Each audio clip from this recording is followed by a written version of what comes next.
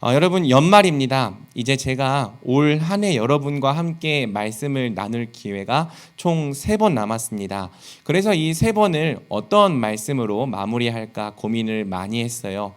가장 첫 번째로 든 생각은 시편 말씀들을 통해서 위로와 격려와 소망의 메시지를 나누면 좋겠다고 생각을 했습니다. 하지만 2주 동안 기도하고 고민하면서 하나님께서 좀 마음을 바꿔주셨어요. 성탄절을 좀 준비하는 말씀을 나눠보는 것으로 말씀의 마무리 3번을 결정했습니다. 온 세상이 크리스마스 준비에 한창입니다. 마트에 가도 백화점에 가도 어디를 가도 형형색색의 크리스마스 장식이 한가득입니다. 월요일에 저희 부모님 모시고 식사도 할 겸 경기도 의왕에 있는 타임빌라스라고 하는 아울렛에 다녀왔습니다. 그런데 중앙에 가니까 무려 3층 높이의 거대한 트리가 세워져 있더라고요. 트리 높이가 3층입니다. 세상에서 그렇게 큰 트리는 저는 처음 봤습니다. 기업마다 크리스마스 장식과 상품, 마케팅에 어마어마한 돈을 쏟아붓고 있습니다. 그렇게 만들어진 장식과 상품들이 우리 눈과 귀를 즐겁게 해주죠. 예쁘게 반짝이는 크리스마스 트리, 산타클로스 장식, 심지어 춤추는 루돌프 인형까지 있더라고요. 그래서 갔는데 막 루돌프가 이렇게 춤을 춰요. 그래서 저도 좋아하고 아내도 좋아하고 또 아이들은 뭐 말할 것도 없이 엄청 좋아했습니다. 하지만 또 한편으로는 이 화려한 장식과 축제 분위기 속에 정작 주인공이신 예수님이 빠져 계신 것 같아서 씁쓸하기도 합니다. 온 세상이 크리스마스를 즐거워하고 온갖 장식과 상품들로 축제를 벌일지라도 이 모든 것이 예수님을 위한 것은 아님을 알기 때문에 좋으면서도 그저 좋지만은 않다는 생각이 한쪽에 마음 한쪽에 있는 거죠. 이제 우리 교회도 본격적으로 성탄절 준비에 들어갔습니다. 우리 임원들이 마지막까지 힘을 내서 전야제를 준비했어요. 여러분 많이 참여해 주면 좋겠습니다. 또 23일에는 성탄절 캐럴 축제도 개최하고요. 교회 곳곳에 트리도 설치를 했죠. 좋아요. 우리 예수님의 나심을 기뻐하는 마음 안에서 얼마든지 우리가 성탄절을 잘 누리고 잘 즐기면 좋겠습니다. 무미건조하게 지나가는 것보다 우리가 그 시간을 정말 즐겁고 뜻있게 보내면 좋겠어요. 하지만 여러분, 성탄절을 가장 의미 있게 잘 준비하는 방법은 트리를 설치하는 것도 온갖 장식을 매다는 것도 공연을 준비하는 것도 저는 아니라고 생각을 합니다. 성탄절을 가장 의미 있게 잘 준비하는 방법은 바로 하나님이 그분의 아들을 보내주신 의미를 우리가 바르게 알고 감사하고 찬양과 경배를 올려드리는 것이죠. 모든 행사와 축제와 또 시간들이 말씀을 바탕으로 진행될 때 우리는 비로소 이 성탄절을 온전한 의미로 기뻐할 수 있을 것입니다. 그러므로 매년 돌아오는 성탄절이지만 또 말씀으로 함께 준비할 때 더욱 특별하게 느껴지는 은혜가 저와 여러분 모두에게 넘치기를 주님의 이름으로 축복합니다. 우리 청년부는 앞으로 3주 동안 마태복음을 통해 예수님의 출생 기사를 살펴보려고 합니다. 4개의 복음서 중 예수님의 출생 기사를 다루는 복음서는 마태복음과 누가복음뿐입니다. 요한복음은 출생 기사를 직접 다루진 않지만 성육신의 의미를 매우 심도 있게 가르쳐 주죠. 여러분, 각각의 복음서마다 성탄의 의미를 이해하는 관점이 조금씩 다릅니다. 누가복음은 성탄을 가난하고 소외된 자들을 위한 복음으로 강조해요. 그래서 기다리고 있던 사람들에게 전파된 복음, 목자들에게 전파된 복음, 가난하고 소외된 자들에게 전파된 기쁜 소식. 요한복음은 성육신의 의미를 강조합니다. 태초부터 하나님과 함께 계셨던 말씀이 육신을 입고 우리 곁에 오신 사건, 성육신의 의미를 강조하죠. 그렇다면 여러분, 마태복음은 성탄을 어떤 관점으로 바라볼까요? 마태복음은요, 구약의 성취라는 관점으로 성탄을 바라봅니다. 이것이 바로 마태복음이 구약과 신약을 연결하는 첫 번째 책이 된 이유기도 해요. 예수님은 역사의 한 복판에서 갑자기 뿅 하고 등장하신 분이 아닙니다. 예수님은 처음부터 성경에 약속되셨고 성경의 약속대로 이 땅에 오신 분이에요. 그래서 우리가 마태복음을 따라 성탄을 살펴보면 우리는 구약의 모든 약속을 성취하기 위해 이 땅에 오신 예수님을 만날 수 있는 거죠. 그래서 이번 12월에 우리가 만나보려는 예수님은 약속을 성취하기 위해 이 땅에 오신 예수님입니다. 예수님은 어떤 약속을 성취하기 위해 이 땅에 오셨습니까? 예수님이 오심으로 오늘 우리에게 어떤 약속이 이루어지고 어떤 복이 임했습니까? 함께 오늘 본문부터 살펴보도록 하겠습니다. 자, 오늘 본문의 1절은 마태복음 전체의 첫 번째 구절이기도 하고요. 신약 성경 전체의 첫 번째 구절이기도 합니다. 그렇기 때문에 굉장히 중요한 구절이겠죠. 우리 마태복음 1장 1절을 함께 읽어보겠습니다. 시작. 아브라함과 다윗의 자손 예수 그리스도의 계보라. 아멘. 자, 마태복음 1장 1절은 예수님을 아브라함과 다윗의 자손으로 소개합니다. 오늘 우리가 함께 살펴볼 1절부터 17절까지의 본문도 이 아브라함과 다윗의 자손으로 오신 예수님의 계보죠. 그래서 오늘 설교는 사실상 이 1장 1절 한 구절을 이해하면 끝이 납니다. 예수님이 아브라함의 자손으로 오셨다는 게 어떤 의미인지, 예수님이 다윗의 자손, 그리스도로 오셨다는 것이 어떤 의미인지, 그리고 이 계보가 우리가 성경 읽으면서 계보 왜 이렇게 길어? 라고 속으로 생각하는 지체들이 있을지 모르겠는데 지금 이 마태복음에 기록된 계보가 오늘 우리와 무슨 상관인지 크게 이 세 가지를 여러분들이 제대로 이해하고 믿는다면 오늘 설교를 아주 잘 들은 거라 할 수 있죠. 제가 복음 설교를 하면서 구약편을 다룰 때 구약 성경은 크게 한 자손, 한 씨를 추적해 나가는 책이라고 설교한 바 있습니다. 하나님은 죄와 사망의 저주 아래 놓이게 된 아담과 하와에게 한 가지 복음을 약속해 주십니다. 오늘 주일 오전 담임 목사님 설교이기도 했는데요. 창세기 3장 15절이죠. 한번 같이 읽어볼까요? 내가 너로 여자와 원수가 되게 하고 원수가 되게 하리니 여자의 후손은 내 머리를 상하게 할 것이요 너는 그의 발꿈치를 상하게 할 것이니라 하시고, 하나님은 범죄한 사람에게 한 여자의 후손을 약속해 주셨습니다. 이 여자의 후손은 어떤 존재냐면 우리의 원수를 무찌를 자예요. 우리의 원수인 뱀의 머리를 깨트리고 상하게 할 자인 거죠. 아담의 범죄로 인해 아담에게 속한 모든 인류가 죄와 사망에 팔린 존재가 되었습니다. 반드시 죄와 함께 죽고 죄와 함께 멸망할 존재가 되었습니다. 하지만 하나님은 반드시 죽게 된 죄인, 반드시 죽을 수밖에 없게 된 죄인에게 처음부터 한 명의 구원자를 약속해 주신 거예요. 여자의 후손으로 오실 한 구원자가 뱀의 머리를 깨트리면 죄와 사망 안에서 종노릇하던 자들이 자유를 얻고 해방될 것이라 약속해 주신 거죠. 그래서 여러분 구약 성경은 바로 이때부터 우리를 뱀의 권세, 죄와 사망의 권세에서 해방해 줄 여자의 후손이 누구인지를 추적해 나가기 시작합니다. 여러분 구약 성경이 굉장히 두껍기 때문에 아직 구약 성경을 다 못 읽어본 지체들도 많을 텐데 구약 성경의 주제가 굉장히 다양하고 풍성하지만 그 중에서도 우리를 구원하실 여자의 후손이 누구인가? 이걸 물어보는 게 구약 전체를 통과하는 중요한 메인 줄기인 거예요. 한번 PPT 보여주시겠습니까? 하나님의 구원 역사가 진행됨에 따라서 이 여자의 후손이 누구인지 그 정체가 조금씩 밝혀져 가는 거죠. 잘 안 보이네요. 한번 볼게요. 여자의 후손은 지구상의 여러 민족 중에서도 하나님이 특별히 택하여 부르신 누구의 후손? 아브라함의 후손이 될 것입니다. 아브라함의 후손 중에서도요, 이스마엘이 아닌 이삭의 후손이 되고요, 또 이삭의 후손 중에서도 에서가 아닌 야곱의 후손으로 택함을 받아 그 계보가 이어져 내려가죠. 야곱의 12아들 중에서도요, 특별히 유다의 후손이 될 것이라고 예언하고 있고요. 유다의 후손 중에서도 누구? 다윗의 후손이 될 거라고 성경은 끊임없이 그 여자의 후손의 범위를 좁혀 나가는 거예요. 네, 됐습니다.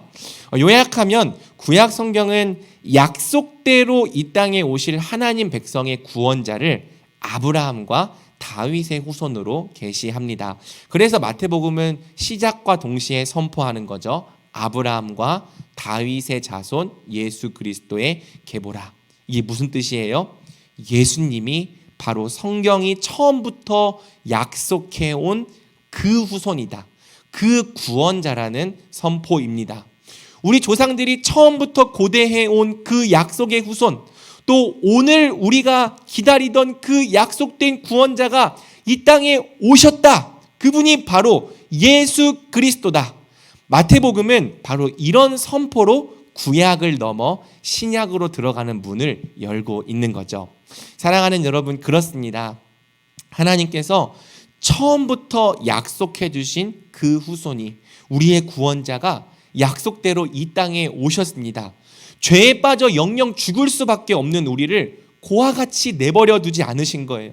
죄와 사망과 여러 가지 이 비참에서 건져주실 구속자를 이 땅에 보내주신 거죠. 신실하신 하나님께서 가장 신실한 방법으로 그분의 약속을 이루어 주신 것입니다. 그러므로 성탄절은 어떤 날이에요? 무엇을 기뻐하고 감사하는 날입니까? 신실하신 하나님께서 우리를 위해 약속을 이루신 것을 감사하고 기뻐하는 날인 거죠. 여러분, 성탄절을 어떻게 우리가 기뻐할 수 있을까요? 누가복음을 보면 죽기 전에 아기 예수님을 만난 시므온이라는 사람의 고백이 나옵니다. 이 시므온이라는 사람은 죽기 전에 구원자를 볼 것이라는 이 예언을 받았거든요. 그리고 성전에서 이 예수님을 만났어요. 그래서 아기 예수님을 안고 다음과 같이 감격하며 하나님을 찬양했던 거죠. 누가복음 2장 28절에서 32절, 시므온이 아기를 안고 하나님을 찬송하여 이르되 주제여 이제는 말씀하신 대로 종을 평안히 놓아 주시는도다. 내 눈이 주의 구원을 보았사오니 이는 만민 앞에 예비하신 것이요 이방을 비추는 빛이요 주의 백성 이스라엘의 영광이니이다. 아들의 오심은 약속의 성취입니다. 만민 앞에 예비하신 그 약속이 이루어진 거예요. 구주의 나심은 구약의 실현입니다. 우리를 구원하겠다 약속하신 하나님이 그 구원의 약속을 이루신 사건, 그것이 성탄입니다. 그래서 여러분, 성탄절은요, 이미 이루어진 약속을 넘어서 장차 이루어질 약속까지도 기대하고 내다보는 날이라 할 수 있어요. 사실 우리가 대강절이라고 하는데요, 이 대강절은 이미 오신 예수님을 기뻐할 뿐 아니라 또 뭘 기뻐하는 거죠? 장차 강림하실 예수님을 기대하고 기다리는 절기가 대강절입니다. 그러니까 성탄절은 이미 이루어진 약속, 이미 이루어진 성탄만 기뻐하는 것이 아니라 장차 예수님께서 약속대로 오실 것을 기뻐하고 기다리며 찬양하고 기대하는 날이라 할 수 있는 거죠. 성경의 약속대로 아들을 주신 하나님께서 또한 성경의 약속대로 우리를 구원하실 거예요. 다시 오셔서 썩지 않는 영원한 나라를 우리에게 기업으로 주실 것입니다. 그래서 여러분, 로마서 8장 32절은 이렇게 말합니다. 자기 아들을 아끼지 아니하시고 우리 모든 사람을 위하여 내어주시니가 어찌 그 아들과 함께 모든 것을 우리에게 주시지 않겠느냐. 여러분, 2000년 전에 우리를 위해 아들을 보내주신 하나님이 어찌 그 아들과 함께 모든 것을 우리에게 주시지 않겠습니까? 다 주실 거예요. 아들을 주신 예수 하나님께서 그 아들과 함께 모든 것, 영원한 생명, 부활의 육체, 영원한 나라, 새로운 삶까지 모든 것을 다 주실 것입니다. 영원한 생명과 더불어 영원한 기업을 반드시 우리의 소유로 삼아 주실 것입니다. 하나님께서 친히 우리의 하나님이 되시고 우리는 그분의 백성 되게 하실 것입니다. 그러므로 이 성탄절에 약속을 이루신 하나님을 찬양합시다. 또 남아있는 성경의 모든 약속까지도 남김없이 이루실 우리 주님을 기대하고 소망합시다. 성탄절은 약속을 이루신 우리 하나님의 신실하심을 감사하고 기뻐하며 찬양하는 날입니다. 아멘. 자, 여러분, 그렇다면 이제 예수님이 아브라함과 다윗의 자손으로 오셨다는 의미를 조금 더 구체적으로 살펴보겠습니다. 마태복음은 왜 예수님을 많고 많은 사람 중 하필 아브라함과 다윗의 자손으로 소개하는 걸까요? 이삭과 유다의 자손 예수는 안 될까요? 야곱과 솔로몬의 자손 예수는 어떻습니까? 물론 계보상으로는 얼마든지 그렇게 말할 수 있죠. 하지만 성경은 굳이 예수님을 아브라함과 다윗의 자손으로 소개합니다. 왜? 하나님께서 아브라함과 다윗에게 각각 주신 언약이 있기 때문이에요. 먼저 예수님이 아브라함의 자손이라는 것은 하나님께서 아브라함에게 주신 언약이 예수님을 통해 성취되었다는 뜻입니다.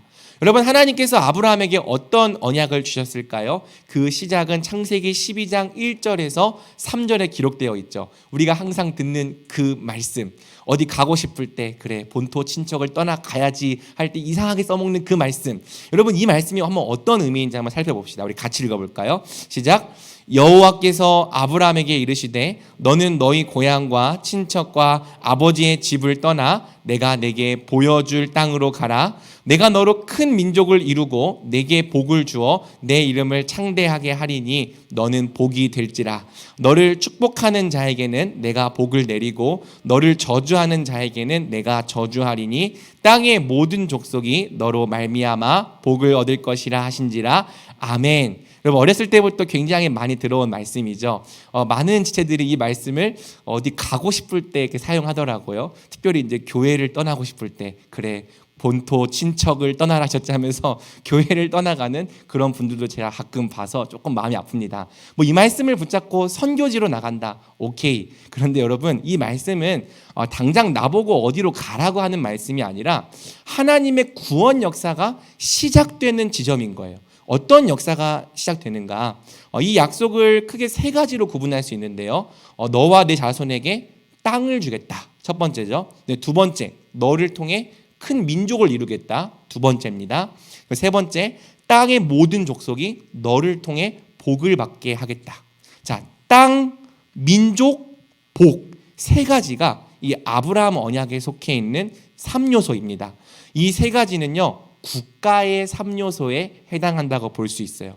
하나님 나라의 3요소가 지금 주어져 있는 거죠. 내가 너와 내 자손에게 땅을 주겠다. 뭐의 약속이죠?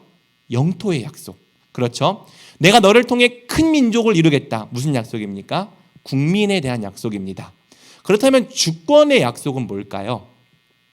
복이에요. 복. 내게 복을 주어 내 이름을 창대하게 하리니 너는 복이 될지라. 복의 약속이 주권에 해당하는 약속입니다. 아니, 복이 어떻게 주권에 해당하는 약속이 될까요? 그것은 성경에서 복이라는 단어가 처음 사용된 창세기 1장 28절을 보면 알 수 있어요. 한번 제가 읽어볼게요. 하나님이 그들에게 복을 주시며 하나님이 그들에게 이르시되 생육하고 번성하여 땅에 충만하라. 땅을 정복하라. 바다의 물고기와 하늘의 새와 땅에 움직이는 모든 생물을 다스리라 하시니라. 자, 이게 복입니다.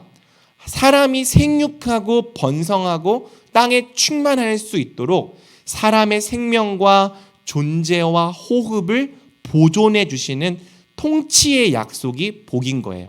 하나님 없이 우리가 존재하는 게 아니라 하나님이 통치해 주실 때 우리가 생육하고 번성하고 충만하는 거죠. 또한 여러분, 사람이 땅을 정복하고 다스릴 수 있도록, 이것은 사람의 사명에 관한 약속인데요. 사람이 자기 존재와 사명을 이룰 수 있도록 친히 우리와 함께 하시고 우리를 다스려 주시겠다는 약속이 복인 겁니다. 성경에서 복은 반드시 하나님과 관계된 개념인 거예요. 사람에게 복은 하나님이십니다. 하나님과의 관계가 복이고요. 하나님과 함께 하는 것이 복이에요. 하나님이 우리를 친히 다스려 주시고 공급해 주시는 것이 복입니다. 그래서 여러분, 반대로 하나님과 상관없는 것은 그 어떤 좋은 것도 복이 아닙니다. 하나님 없는 명문대학, 복 아니에요. 하나님 없는 성공 복 아닙니다. 하나님 없는 부귀영화 복 아니고요. 하나님 없는 건강도 복 아닙니다. 하나님이 없으면, 하나님과 상관없으면 그 어떤 좋은 것도 성경적인 의미에서는 복이 아닙니다. 반대로 성경은요, 하나님이 우리 이름을 아신다면, 우리와 관계를 맺으시고 우리를 자녀 삼아 주신다면, 우리 삶을 주목해 주시고 우리와 함께 해 주신다면 요셉처럼 감옥에 갇혀 있을지라도 우리가 복된 자라 말하는 거죠. 형통한 자라고 말해 주는 겁니다. 하나님이 함께 하심, 하나님이 우리를 가까이 해 주심, 하나님이 다스리시고 공급하심, 이렇게 하나님이 성경이 말하는 복의 정체인 거죠. 자, 다시 아브라함 언약으로 돌아가 볼게요. 땅을 주겠다. 무슨 약속? 영토 약속입니다. 큰 민족을 주겠다. 무슨 약속? 민족에 대한 백성의 약속입니다. 복을 주겠다. 주권의 약속이에요. 내가 너와 함께 하겠다. 너를 축복하는 자에게 나도 축복하고, 너를 저주하는 자에게 나도 저주하겠다. 내가 너와 항상 함께 있어서 너를 복이 되게 하겠다. 너를 통해 하나님 나라를 이루고 하나님 나라를 회복하겠다. 이것이 바로 아브라함 언약의 본질입니다. 더 자세한 내용은 우리가 내년에 성장반에서 공부할 계획입니다. 많은 신청 부탁드립니다.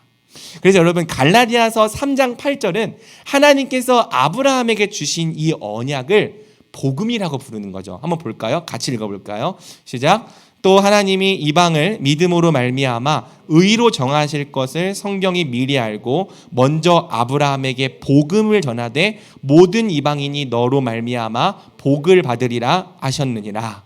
자, 여러분, 이방 민족들이 하나님 앞에서 의롭게 될 이 모든 것을 하나님이 먼저 알고 아브라함에게 뭘 전하셨다고요?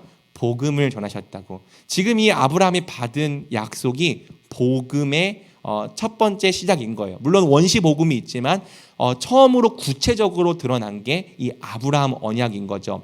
아브라함 언약이 왜 복음입니까? 이 언약의 본질이 하나님 나라이기 때문입니다. 땅의 모든 족속이 복받는 길, 다시 하나님과의 관계를 회복하는 길, 하나님의 통치를 받는 하나님 백성이 되는 길이 이 언약 안에서 처음 보여진 거죠. 그래서 아브라함에게 주신 이 언약은 근본적으로 하나님 나라 복음입니다.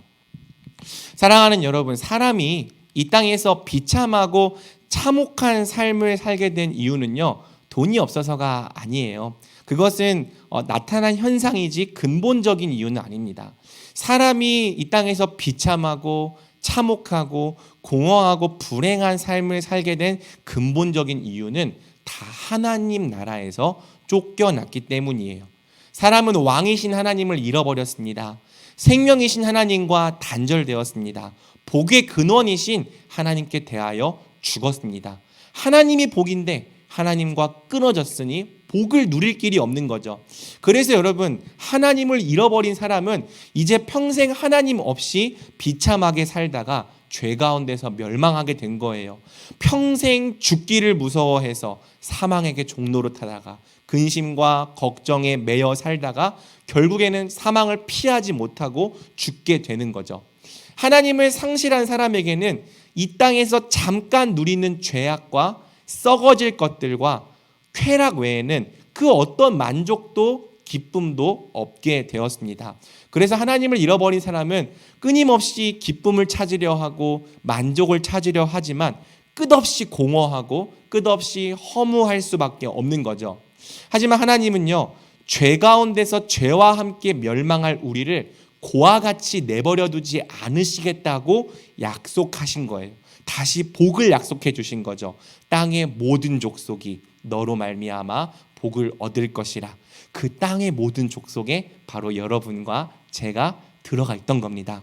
그리고 여러분, 이 약속이 창세기 22장에서 조금 더 구체적으로 바뀌어요. 한번 볼까요? 제가 읽어볼게요. 내가 내게 큰 복을 주고 내 씨가 크게 번성하여 하늘의 별과 같고 바닷가의 모래와 같게 하리니 내 씨가 그 대적의 성문을 차지하리라. 또 내 씨로 말미암아 천하 만민이 복을 받으리니 이는 네가 나의 말을 준행하였음이니라 하셨다 하니라. 자, 아브라함이 이삭을 하나님께 드리는 이 시험을 통과하자 하나님께서 이제 가장 구체적으로 약속을 밝혀주시는데요. 12장과 좀 다른 점이 있죠. 12장에서 하나님은 땅의 모든 족속이 누구를 통해 복을 받게 하겠다 하셨어요? 아브라함을 통해 복을 받겠다 하셨는데 22장에서는 좀 바뀌죠. 진짜 복음을 가르쳐 주시는 건데요. 누구를 통해 복을 받는다? 너의 씨로 말미암아 천하 만민이 복을 받는다. 이게 지금 복음인 겁니다. 아브라함의 씨가 복을 받게 할 구원자인 거예요. 장차 우리 원수 뱀의 머리를 깨트리고 대적의 성문을 우리 대신 차지해 줄 우리의 구원자인 거죠. 그래서 이 씨가 승리하기 때문에 죄와 사망에 패배하고 있던 우리가 다시 복을 받게 되는 겁니다. 쫓겨난 데서 돌아와 하나님 백성이 되고요. 포로된 데서 돌아와 자유를 누리게 됩니다. 이 아브라함의 한 씨로 말미암아 하나님의 백성들이 크게 번성해서 하늘의 별과 같고 바닷가의 모래와 같이 된 것이죠. 그래서 구약 성경은 우리에게 이 복을 얻게 할 아브라함의 씨, 하나님 나라를 회복해 줄 아브라함의 자손을 기다렸던 거고요. 마태복음 1장 1절은 이제 그 자손이 왔다고 말하는 겁니다. 아브라함의 자손 예수 그리스도의 계보라. 그러므로 여러분, 누구든지 이 아브라함의 자손 예수 그리스도를 믿는 자는 성경에 약속된 이 복 그리고 하나님 나라를 유업으로 받게 되는 거죠. 갈라디아서 3장 14절 29절입니다. 이는 그리스도 예수 안에서 아브라함의 복이 이방인에게 미치게 하고 또 우리로 하여금 믿음으로 말미암아 성령의 약속을 받게 하려 함이라. 너희가 그리스도의 것이면 곧 아브라함의 자손이요 약속대로 유업을 이을 자니라. 아멘. 우리가 오늘 쫓겨난 데서 옳은 대로 돌아와 다시 하나님의 백성과 자녀된 것이 다 아브라함의 자손으로 오신 예수님 덕분입니다. 아브라함의 자손이신 예수님을 통해 이방인이었고 약속의 언약과 상관이 없었고 이 땅에서 소망이 없었던 우리 같은 죄인들이 이제 복을 받게 된 거예요. 하나님과의 관계를 회복하게 된 거고 하나님의 백성이 된 것이죠. 그러므로 사랑하는 여러분, 아브라함의 자손으로 이 땅에 오신 예수님을 찬양합시다. 성탄절은 아브라함의 자손으로 이 땅에 오신 예수님께 영광을 돌리는 날입니다. 자, 다음으로 1절은 예수님을 누구의 자손으로 드러냅니까? 다윗의 자손으로 드러내죠. 우리 1장 1절 다시 한번 한 목소리를 읽어볼까요? 시작. 아브라함과 다윗의 자손 예수 그리스도의 계보라. 아멘. 자, 예수님이 다윗의 자손으로 오셨다는 것이 어떤 의미? 하나님께서 다윗에게 주신 언약이 예수님을 통해 성취되었다는 의미입니다. 여러분, 우리 한글 성경은 예수님을 아브라함과 다윗의 자손으로 소개하는데요. 사실 원문은 순서가 반대입니다. 다윗과 아브라함의 자손 예수 그리스도라고 되어 있습니다. 마태복음 1장의 계보는 예수님을 아브라함보다 다윗의 자손으로 훨씬 더 강조하고 있는 계보인 거죠. 그리고 여러분, 이 1절부터 17절까지의 계보가 다윗을 강조한다는 증거가 또 있습니다. 우리 17절 함께 읽어볼까요? 시작. 그런즉 모든 대수가 아브라함부터 다윗부터 바벨론으로 사로잡혀 갈 때까지 14대요. 바벨론으로부터 사로잡혀 간 후부터 그리스도까지 14대더라. 이 말씀이 대체 다윗이랑 무슨 상관이지? 한번 잘 들어보세요. 마태복음 1장의 계보는 예수님의 계보를 의도적으로 14대, 14대, 14대로 맞춘 계보입니다. 14라는 숫자를 맞추기 위해서 중간중간 몇 사람들을 생략한 계보예요. 여러분, 14라는 숫자의 의미가 있습니까? 네, 있습니다. 이 14가 바로 다윗을 의미하는 숫자이기 때문이에요. 한번 PPT 한번 보여주시겠습니까? 자, 유대인들에게는요 게마트리아라고 하는 이 수비학이 있는데요. 알파벳에 숫자를 부여한 다음에 그 숫자를 통해 의미를 부여하는 이 수비학 개념이 있습니다. 다윗이란 이름의 히브리어 알파벳은요 달렛, 바브, 달레트, 자, 그 히브리어 달렛, 바브, 달레트 이렇게 해서 다비드거든요. 또는 다위드. 근데 이 각각 히브리어 자음에서 네 번째, 여섯 번째, 네 번째에 해당하는 알파벳입니다. 그래서 이 4, 6, 4를 더하면 몇이 되죠? 여러분 암산이 안 되시나요? 자, 4, 6, 4를 더하면 몇이 되죠? 14가 되는 거예요. 다윗이 그래서 14가 되는 겁니다. 됐습니다. 14대, 14대, 14대 무슨 뜻이라고요? 다윗, 다윗, 다윗이란 뜻이에요. 예수님은 다윗의 자손, 다윗의 자손, 다윗의 자손이라는 것을 이 게마트리아를 통해 강조하고 있는 겁니다.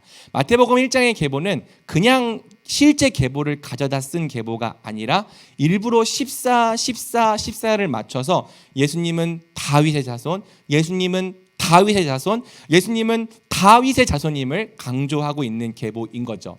예수님이 다윗의 자손으로 온 것이 중요합니까? 네, 중요합니다. 엄청 중요합니다. 다윗 언약을 우리가 먼저 알 필요가 있는데요. 다윗 언약의 초보는 사무엘하 7장에 들어 있습니다. 한번 제가 읽어볼게요. 다윗 언약에 제가 일부를 발췌했습니다. 내 수완이 차서 내 조상들과 함께 누울 때에 내가 내 몸에서 날 내 씨, 자, 내 씨라는 거 나오면 무조건 집중해서 봐야 돼요. 내 씨를 내 뒤에 세워 그의 나라를 견고하게 하리라. 그는 내 이름을 위하여 집을 건축할 것이요 나는 그의 나라 왕위를 영원히 견고하게 하리라. 나는 그에게 아버지가 되고 그는 내게 아들이 되리니 내 집과 내 나라가 내 앞에서 영원히 보존되고 내 왕위가 영원히 견고하리라 하셨다 하니라. 하나님께서 다윗에게 다음과 같이 약속하십니다. 내가 내 몸에서 날 내 씨를 내 뒤에 세워서 그의 나라를 견고하게 할 것이다. 그는 내 이름을 위하여 집을 건축할 것이고 나는 그의 나라 왕위를 영원히 견고하게 해줄 것이다. 심지어 뭐라고 말씀하시죠? 나는 그에게 아버지가 되고 그는 내게 아들이 되리라. 내 집과 내 나라가 내 앞에서 영원히 보존되고 내 왕위가 영원히 견고하리라. 다윗의 씨는요, 다윗의 나라, 하나님 나라를 견고하게 세울 왕입니다. 이 유대인들에게 하나님 나라는요, 다윗의 나라인 거예요. 다윗의 씨는 하나님을 위해 집을 건축할 거예요. 그리고 하나님은 그 씨의 왕위를 영원히 견고하게 해주시는 거죠. 심지어 다윗의 씨는 하나님과 부자 관계, 아들과 아버지의 관계를 맺습니다. 이것이 사무엘하 7장에 기록되어 있는 다윗 언약의 개요죠. 여러분, 우리가 이 말씀을 보통 어떻게 이해하죠? 역사 속에서 하나님을 위해 집 지은 다윗의 자손 누구예요? 솔로몬이잖아요. 그렇죠. 1차적으로는 다윗의 아들 솔로몬과 그 직계 자손들에게 적용되는 언약입니다. 실제 역사 속에서 성전 건축한 사람 솔로몬이었죠. 또 유다 왕들이 아무리 죄를 짓고 악한 길로 행하여도 다윗의 왕위를 보존해 주시겠다는 이 약속 때문에 유다 왕들은 버리지 않으셨던 거예요. 하지만 여러분, 문제가 발생합니다. 결국 역사 속에서 유다 어떻게 됐습니까? 멸망했어요. 유다가 멸망하고 다윗의 계보가 끊기는 일이 역사 속에서 벌어지는 겁니다. 분명 하나님께서 다윗의 왕위는 영원할 것이라 약속해 주셨어요. 다윗의 나라는 무너지지 않고 끝없이 장구하리라 약속해 주셨습니다. 그런데 BC 586년에 유다가 멸망한 거죠. 다윗 계보의 왕이 포로가 돼서 끌려간 겁니다. 그래서 여러분, 이 유다 백성들에게 이런 신앙적인 질문과 신학적인 질문이 있었던 거예요. 시편 89편 49절, 주여 주의 성실하심으로 다윗에게 맹세하신 그 전에 인자하심이 어디 있나이까? 다윗 언약 어디 간 겁니까? 어째서 유다는 멸망하고 어째서 다윗 계보의 왕이 끊어졌습니까? 그래서 여러분, 하나님은 이 사건을 설명해 주시기 위해서 선지자들을 일으키십니다. 그게 지금 우리가 갖고 있는 선지서의 내용들이에요. 선지서의 주된 내용이 뭐냐면요, 다윗 언약이 아직 남아있다. 다윗 언약이 실패하지 않고 아직 유효하다라는 걸 말해주는 거죠. 내가 너희에게 다시 다윗을 줄 거야. 이것이 선지서들의 핵심이고요, 새 언약의 핵심입니다. 여러분, 다윗을 주겠다는 약속이 성경에 굉장히 많은데요, 예레미야와 에스겔에서 각각 한 구절씩만 우리가 살펴보면 이해를 금방 할 수 있습니다. 먼저 예레미야 23장입니다. 한번 같이 읽어볼까요? 여호와의 말씀이니라. 보라, 때가 이르리니 내가 다윗에게 한 의로운 가지를 일으킬 것이라. 그가 왕이 되어 지혜롭게 다스리며 세상에서 정의와 공의를 행할 것이며 그의 날에 유다는 구원을 받겠고 이스라엘은 평안히 살 것이며 그의 이름은 여호와 우리의 공의라 일컬음을 받으리라. 아멘. 예레미야는 유다가 멸망하고 포로로 끌려갈 때 기록된 서신이죠. 뭐라고 말씀하시냐면 다윗에게 한 의로운 가지를 일으킬 것이다. 그가 왕이 돼서 지혜롭게 다스리며 정의와 공의를 행할 것이다. 성경에서 정의와 공의는 율법을 의미합니다. 율법을 따라 다스리는 왕. 이 왕이 일어나면 유다는 구원받겠고 이스라엘은 평안히 살 거예요. 하나님의 공의가 실현되는 새로운 나라가 오는 거죠. 여러분, 에스겔도 한번 살펴보겠습니다. 에스겔 37장 본문도 같이 읽어볼까요? 시작. 내 종 다윗이 그들의 왕이 되리니 그들 모두에게 한 목자가 있을 것이라. 그들이 내 규례를 준수하고 내 규례를 지켜 행하며 야곱에게 준 땅 곧 그의 조상들이 거주하던 땅에 그들이 거주하되 그들과 그들의 자자손손이 영원히 거기에 거주할 것이요 내 종 다윗이 영원히 그들의 왕이 되리라. 자, 에스겔은 어떤 선지서? 유다 백성들이 포로로 잡혀가 있을 때 쓴 겁니다. 거기서 뭐라고 약속하시냐면 다윗이 다시 왕이 될 거야. 다윗이 왕이 되면 모든 하나님의 백성들이 한 목자 아래에 있게 될 거라는 거예요. 다윗이 다시 왕이 되어 다스리면 하나님의 백성들이 비로소 율법을 지켜 행하는 거룩한 백성이 될 거라는 거죠. 다윗이 왕이 되면 심지어 하나님의 백성들은 잃어버린 기업, 땅을 되찾게 될 것입니다. 그래서 그 땅에서 영원히 거주하게 될 거예요. 심지어 이 다윗은요, 죽지도 않습니다. 70년, 80년 살다가 죽을 왕이 아니라 영원히 왕이 되어 다스릴 거라고 말하는 거죠.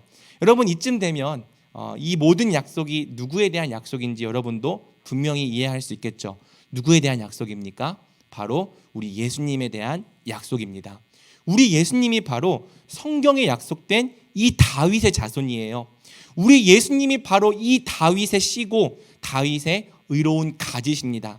우리 예수님이 바로 영원히 우리의 목자가 되시고 또 왕이 되시기 위해 이 땅에 오신 새로운 다윗, 영원한 다윗인 거죠. 여러분, 이스라엘 백성들에게 다윗은 아직까지도 추억 속에 그리운 왕입니다. 지금도 이스라엘의 국기에는 뭐가 그려져 있죠? 다윗의 별이 그려져 있어요. 왜? 역사 속에서 이스라엘은 다윗이 왕이 됐을 때 거의 처음으로 하나님 나라의 백성다운 복을 누려봤기 때문입니다. 여러분, 제가 복음을 설교할 때 말했지만 하나님 나라는 자기 마음대로 살 때 행복한 나라가 아니라 하나님의 법대로 살아갈 때 복과 안식을 누리는 나라예요. 성경의 율법은요, 이스라엘이 하나님의 법, 하나님의 율법대로 살아갈 때 복과 안식을 누린다고 말해주는 거죠. 반대로 율법을 어기며 살면 저주와 형벌을 받는다고 이야기를 하는 겁니다. 그런데 여러분, 문제가 뭐예요? 다윗이 왕으로 세워지기 전까지 이스라엘 백성은 거의 단 한 번도 하나님 나라의 복을 제대로 누려보지 못했습니다. 다윗이 왕이 되기 전에 그 역사가 어디예요? 사사기죠. 죄인이 스스로 율법을 지킬 수가 없었던 거예요. 그들은 이름만 하나님의 백성이지 본질적으로는 여전히 죄인이었던 거죠. 사사기가 말하듯이 왕이 없을 때 이스라엘은 하나님의 법과 무관한 삶을 살았습니다. 우리가 교회를 다닌다고 말하면서도 말씀과 무관한 삶을 살 수 있는 것처럼 사사기의 백성들도요, 이름만 하나님의 백성이지 하나님의 법과 상관없는 삶을 살았어요. 어떻게 살았습니까? 각자 자기 소견에 옳은 대로. 오늘날 포스트 모더니즘과 비슷하죠. 내 눈에 옳은 대로, 나한테 진리대로 살았습니다. 율법을 범하고 각자 자기 소견에 옳은 대로 행하던 이스라엘은요, 하나님의 복을 거의 누려보지 못했어요. 늘 매를 맞고 징계를 받았습니다. 하나님의 백성인데 하나님의 법 복을 누리지를 못하는 이 아이러니한 일이 사사기 시대에 계속 반복되었던 거죠. 하지만 이 판도가 한 왕을 통해 바뀝니다. 누구? 다윗을 통해서. 다윗이 왕이 되었을 때 비로소 이스라엘이 복을 누리기 시작해요. 왜? 다윗은 하나님의 율법을 따라 통치했거든요. 사무엘하 8장 15절 한번 보여주시겠습니까? 다윗이 온 이스라엘을 다스려 다윗이 모든 백성에게 정의와 공의를 행할세. 자, 성경에서 정의와 공의는 율법을 뜻하는 수거입니다. 다윗이 온 이스라엘을 어떻게 다스렸다고요? 율법을 따라서, 하나님의 법을 따라서 다스려 준 거예요. 그럴 때 이스라엘 백성들이 처음으로 하나님 나라의 복과 평안과 샬롬과 안식을 누려본 거죠. 다윗이 통치하니까 예배가 회복되는 겁니다. 종교적인 예배 말고 진짜 하나님을 기뻐해서 모든 사람들이 다 자원해서 하나님께 예물을 드리는 이 하나님 자체를 즐거워하는 진짜 예배가 누구를 통해 회복돼요? 다윗을 통해서.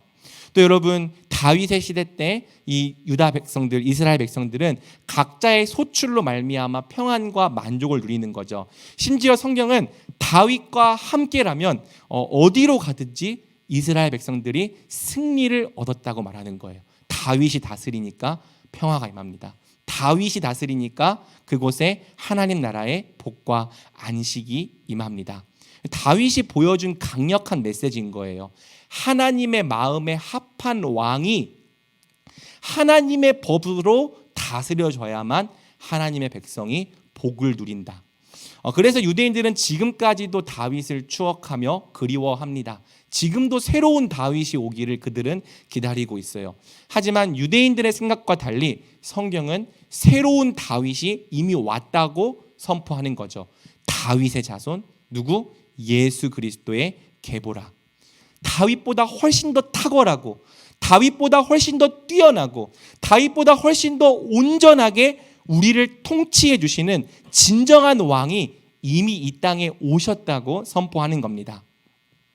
그렇습니다. 사랑하는 여러분, 예수님이 다윗의 자손이란 말씀이 무슨 의미입니까? 바로 예수님이 저와 여러분의 왕이 되시려고 오셨다는 의미예요. 아브라함 언약이 하나님 나라의 회복을 약속하는 언약이라면 다윗 언약은 왕을 약속하는 언약입니다. 우리를 정의와 공의로 다스려줄 왕, 우리를 더 이상 죄에게 종노릇하지 않고 하나님께 순종하게 해서 복을 누리게 해줄 그 왕을 주시겠다는 약속이 예수님을 통해 성취된 거죠. 예수님을 우리의 왕으로 영접할 때 끝없이 방황하던 고아 같던 삶에서 벗어나는 거예요. 죄에게 종노릇하면서 죄가 끄는 대로, 중독이 끄는 대로, 죄와 사망이 끄는 대로 끌려다녔던 이 포로된 삶에서 벗어나고 자유를 얻는 거예요.